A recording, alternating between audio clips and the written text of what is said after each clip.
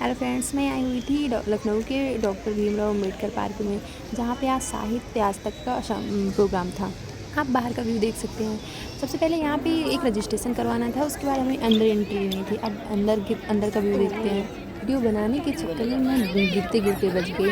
But यहाँ पे इतनी भीड़ थी कि पूछो ही मत। बहुत सारे लोग आए हुए थे क्योंकि संडे था, संडे का दिन था, इसलिए भीड़ ज़्यादा ही थी। मैं आई हुई थी साहित्य के कलाकारों को देखने। चलो सबसे पहले हम आप लोगों को दिखाते हैं। तो पहले के साहित्य कलाकार ये थे जिनके बारे में मुझे कुछ पता नहीं है। जिन लोगों को इनके बारे में पता हो ना, वो कमेंट्स करके ज़रूर बताएंगे कि ये कौन से कलाकार थे। तो ये प्रोग्राम ऑर्गेनाइज किया हुआ था आज तक न्यूज़ चैनल वालों ने, इसलिए इस प्रोग्राम का नाम था साहित्य आज तक। जब मैं यहाँ आई तब मैंने देखा यहाँ पर प्रोग्राम को बहुत अच्छे से मैनेज किया गया था और भीड़ भी बहुत ज़्यादा थी और जगह जगह पर सेल्फी पॉइंट भी बनाए गए हुए थे जिसमें लोग ज़्यादातर सेल्फी ही ले रहे थे। तो भाई सिर्फ एक ही कलाकार नहीं आए हुए थे, बल्कि और भी कलाकार आए हुए थे जिनके बारे में मुझे पता ही नहीं है अभी तक। अभी हम चलते हैं आगे की ओर, देखते हैं कौन से कलाकार और आए हुए हैं। ये बच्चा बहुत एक्साइटेड हो रहा था मेरी वीडियो में आने के लिए। तो चलिए मैं आप लोगों को आशा जी का लाइव प्रसारण दिखाती हूँ।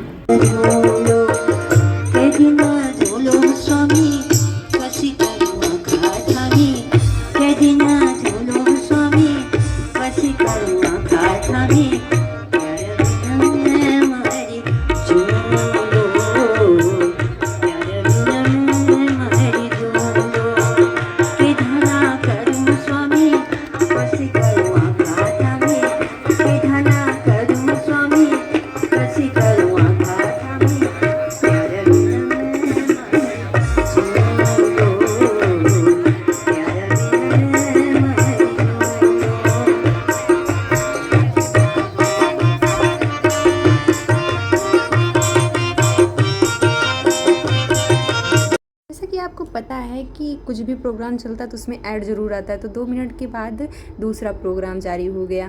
तो चलिए मैं आप लोगों को राइटर साहब से भी मिलवाती हूँ जो कि स्टोरी राइट करते हैं। अक्टूबर, अरे सर वो यहाँ पे पैसे अलग चीज के दिए हैं। अक्टूबर जंक्शन में सर ने बोला है, मैं बता देता हूँ। अरे वाह, तो बना वो उसकी वो लाइन मुझे नहीं याद है। एक अक्टूबर जंक्शन नाम की मैंने गलती से किताब लिखी। उसमें बनारस में एक लड़का और लड़की मिलते हैं। जो लड़का है उसका नाम है सुदीप यादव। और होता क्या है, मुझे एक ऐसा लड़का मिला था, मैं एक्सेलराई बोलने गया था। तो वहां पे एक व्यक्ति मुझे ऐसे मिले। तो उनकी क्या हुआ था, उन्होंने 24-25 साल में अपनी कंपनी बेची 80-90 करोड़ रुपए में। आजकल नहीं स्टार्टअप चल रहा है।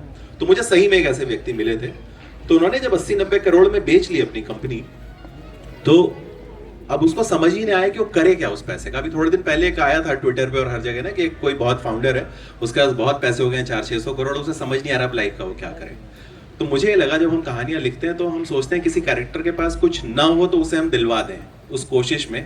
जैसे किसी राज को जो है सिमरन चाहिए, राहुल को जो है वो अंजलि चाहिए, और राहुल को जब अंजलि नहीं मिलती है तो उसके लिए पूरी दुनिया भटकते हैं, और तब हम हीरो से रिलेट करते हैं या हीरोइन से रिलेट करते हैं।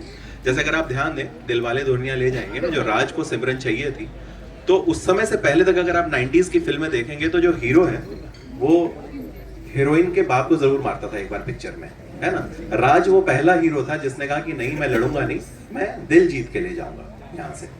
तो वैसे ही, और उसके अलावा आप देखेंगे तो पूरा एक लैंडस्केप चेंज हो गया। उसके बाद से हमारे अंदर के सारे राज पैदा हो गए। हम लोगों ने कोशिश करना शुरू किया कि हम लड़कियों के घर वालों को समझाएंगे और फिर हम दिल जीतेंगे।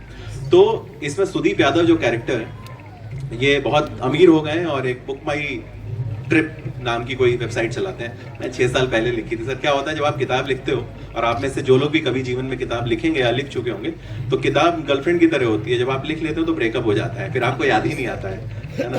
तो मैंने 6 साल पहले करीब करीब लिखा था वो। तो वहां पे उनको एक राइटर मिलती है चित्रा पाठक नाम की, और वो लोग 10 अक्टूबर को मिलते हैं हर साल। और ये बनारस में जब मिलते हैं तो लाइन तो मुझे नहीं याद है कि कुछ ऐसा लिखा था मैंने कि बनारस शहर ये बड़ा ढीठ है, यहाँ पे जो जिंदगी के मायने हैं हर चौराहे पे गोल गोल घूमते हैं, किसी को मिल जाए तो जय भोलेनाथ, नहीं तो कोई बात ही नहीं है। तो इस तरीके का कुछ एक बनारस को लेके वहाँ पे बात थी। मैं गलती से पैदा भी बनारस में हुआ था तो मुझे थोड़ा बहुत आइडिया था। और बनारस में 80 घाट कितने लोग गए हैं यहाँ पे, तो सब लोग आप लोग गए। मैं जब 80 घाट पे जाता था, मैं यहाँ पे मेरे बैचमेट बैठे हैं, तो मैं अपने फाइनल ईयर में जब इंजीनियरिंग कर रहा था कॉलेज ऑफ इंजीनियरिंग रुड़की में, तो मैं बहुत कंफ्यूज था कि मैं लाइफ में क्या करूं, क्योंकि मुझे लगा मेरी तो लाइफ वेस्ट हो गई। और मैं 80 घाट पे गया और रोज वहाँ पे दुर्गा कुंड पे रहता था। रिक्शे वाले को पैसे देता था और अस्सी घाट पे जाके बैठता था। और पता नहीं आप लोग कभी इस नज़र से गए हैं कि नहीं गए हैं बनारस। बनारस में जब आप जाते हैं तो वहाँ पे क्या होगा, जैसे लखनऊ स्लो है, थोड़ा सा धीमे चलता है, दिल्ली थोड़ा फास्ट है। मैं मुंबई में अब रहता हूँ, मुंबई बहुत तेज़ है, बहुत तेज़ी से वहाँ पे आपको लगेगा लाइफ का एक पेस फील होगा। बनारस में अस्सी घाट पे, और हो सकता है मैं ये बात थोड़ी सरियल लगे, थोड़ी अनरियलिस्टिक लगे जो मैं बोलने जा रहा हूँ, वहाँ पे जब मैं एक दिन बैठा, दूसरे दिन बैठा, तीसरे दिन बैठा, और जब चौथे दिन लगातार उसी समय पे बैठा, तो चौथे दिन मुझे लगा कि मैं पहले दिन बैठा हूँ। वो सेम अंकल जो पड़ोस में पान खा रहे थे वो वैसे ही खा रहे हैं, पीछे एक स्पेनिश बंदी एक जा रही है, वो एग्जैक्टली वैसे ही जा रही है, राइट साइड पे जो BHU के स्टूडेंट वहाँ पे आर्ट्स वाले बनाते रहते हैं वो वैसे ही बना रहे हैं, और 4 दिन ऐसे पास हो गए। और तब मुझे लगा